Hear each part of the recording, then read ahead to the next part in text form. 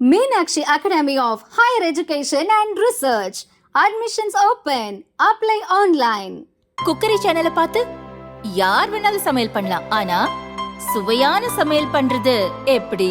நான் இதயம் நல்லெண்ணெயில சமையல் பண்றேன். ஆஹா ஓஹோன்னு பாராட்டுறாங்க. நீங்களும் இதயம் நல்லெண்ணெயில சமையல் பண்ணுங்க, பாராட்ட வாங்குங்க. தினம் தோறும் வாங்குவே இதயம். 2024 லோக்சபா தேர்தலுக்கு முன்பு தமிழக வெற்றிக் கழகம் என்ற பெயரில் கட்சி துவங்கினார் நடிகர் விஜய். இருப்பினும் லோக்சபா தேர்தலில் போட்டியிடவில்லை, தனக்கு இலக்கு சட்டசபை தேர்தல்தான் என உறுதியாக சொன்னார். சில நாட்களுக்கு முன்பு தனது கட்சியின் கொடியையும் கொடிப்பாடலையும் அறிமுகம் செய்தார். கட்சியின் முதல் மாநாட்டை பிரம்மாண்டமாக நடத்தப் போவதாக அறிவித்துள்ளார். மாநாட்டுக்கான முன்னேற்பாடு பணிகள் தீவிரமாக நடந்து வருகின்றன.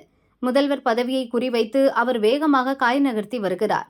இந்நிலையில் விஜய் கட்சி ஆரம்பித்தது பற்றி பரபரப்பு தகவல் ஒன்றை கொளுத்தி போட்டிருக்கிறார் முன்னாள் எம்எல்ஏ விஜயதரணி.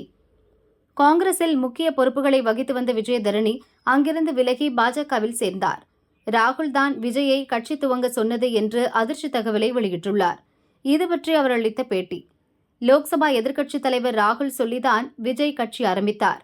நான் காங்கிரஸில் இருந்தவள் என்பதால் இந்த விஷயம் எனக்கு நன்றாக தெரியும். ஒருமுறை ராகுலை பார்க்க விஜய் வந்தார். காங்கிரஸில் ஒரு பொறுப்பு தரும்படி கேட்டார். அவருக்கு ராகுல் அறிவுரை கூறினார்.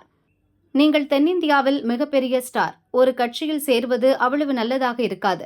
உங்களால் தனி கட்சியே துவங்கி வெற்றிகரமாக நடத்த முடியும் என்று ராகுல் ஐடியா கொடுத்தார். அன்று ராகுல் சொன்னதை வைத்துதான் இப்போது விஜய் கட்சி துவங்கியுள்ளார் என்று விஜயதரணி சொன்னார்.